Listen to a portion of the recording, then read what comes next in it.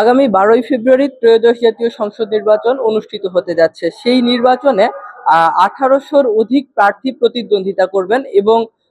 645 জন প্রার্থী নির্বাচনে প্রতিদ্বন্দ্বিতা করার যে সুযোগ সেটি হারিয়েছেন। অর্থাৎ তারা যখন মনোনয়নপত্র দাখিল করেছেন, রিটার্নিং কর্মকর্তার যাচাই বাছাইয়ে সেই সকল প্রার্থীর যে প্রার্থিতা সেটি রিটার্নিং কর্মকর্তা কর্তৃক বাতিল ঘোষণা করা হয় এবং সেই বাতিল ঘোষণার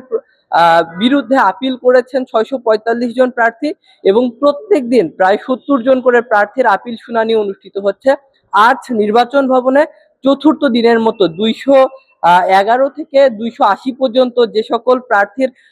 আপিলের ক্রমিক নম্বর রয়েছে সেই সকল প্রার্থীদের আপিল শুনানি অনুষ্ঠিত হয়। আজ 70 জন প্রার্থীর আপিল শুনানি অনুষ্ঠিত হলেও মাত্র 53 জন প্রার্থী তাদের আপিল মঞ্জুর হয়েছে, অর্থাৎ তারা আগামী নির্বাচনে প্রতিদ্বন্দ্বিতা করার সুযোগ পাচ্ছেন এবং কপাল পুড়েছে 17 জন প্রার্থীর। তারা তাদের যে আপিল শুনানি সেই শুনানিতে তাদের যে প্রার্থিতা সেটি নির্বাচন কমিশন গ্রহণ করেনি এবং বৈধতা দেননি এবং তাদের হাতে সুযোগ আছে উচ্চতর আদালতে অর্থাৎ হাইকোর্টে রিট করার মধ্য দিয়ে তারা তাদের প্রার্থিতা ফিরে পাওয়ার জন্য সর্বশেষ সুযোগটি চালিয়ে যেতে পারেন। প্রিয় দর্শক, বলে রাখা ভালো, নির্বাচন কমিশনের যে রিটার্নিং কর্মকর্তার সিদ্ধান্তের বিরুদ্ধে যে আপিল সেটি আগামী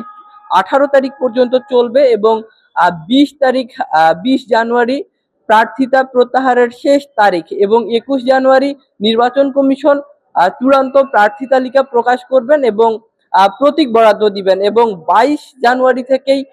আনুষ্ঠানিকভাবে প্রচারণা শুরু হবে এবং সেটি শুরু হয়ে 10 জানুয়ারি সকাল 7:30 পর্যন্ত অর্থাৎ ভোট গ্রহণের 48 ঘন্টা আগেই